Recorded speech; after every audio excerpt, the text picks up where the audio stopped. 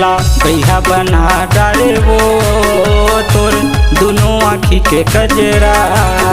मोला भैया बना डाले वो तोर दोनों आँखी के कजरा। खोपा के वो गजरा लुगरा के तोरे अचरा। खोपा के वो गजरा लुगरा के तोरे अचरा। मोला भैया बना डारे वो तोर दोनों आँखी के कजरा। मोला भैया बना डारे वो तोर दोनों आँखी के कजरा।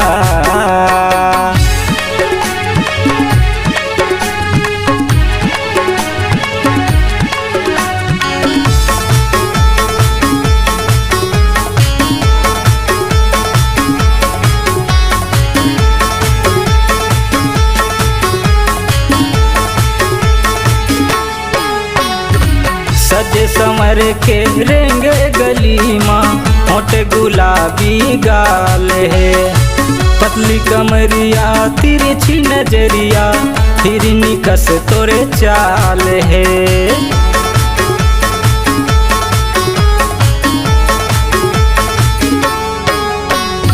सजे समर के रेंगे गली माँ होठे गुलाबी गाल है। पतली कमरिया तिरछी नजरिया हिरनी कस तोरे चाल है। भारी वो तोरे नखरा देखे माँ बड़े खतरा। भारी वो तोरे नखरा देखे माँ बड़े खतरा। मोला भैया बना डारे वो तोर दोनों आँखी के कजरा। मोला भैया बना डारे वो तोर दोनों आँखी के कजरा।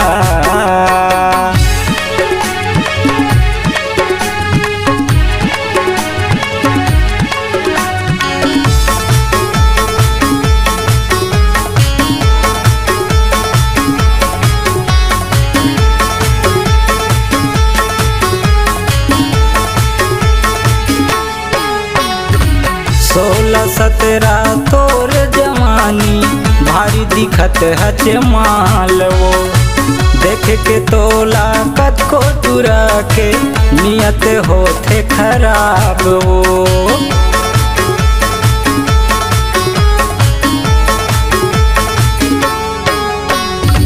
16-17 तोर जवानी भारी दिखत हच माल वो। देख के तोला कद को तुरा के नियत होते खराब वो। भारी वो तोर नखरा देखे माँ बड़े खतरा। भारी वो तोर नखरा देखे माँ बड़े खतरा। मोला भैया बना डारे वो तोर दोनों आँखी के कजरा।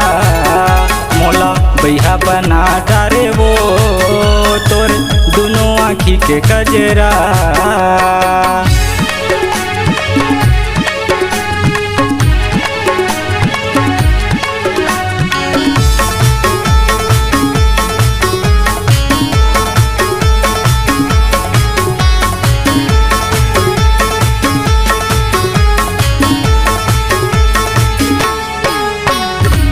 कुंजनी तय का खाथच वो भारी फुटत जवानी।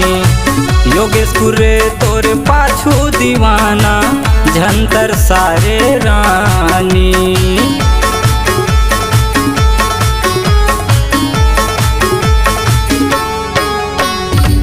कुंजनी तय का खाथच वो भारी फुटत जवानी।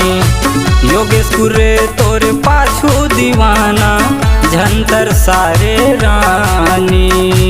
भारी वो तोर नखरा देखे माँ बड़े खतरा। भारी वो तोर नखरा देखे माँ बड़े खतरा।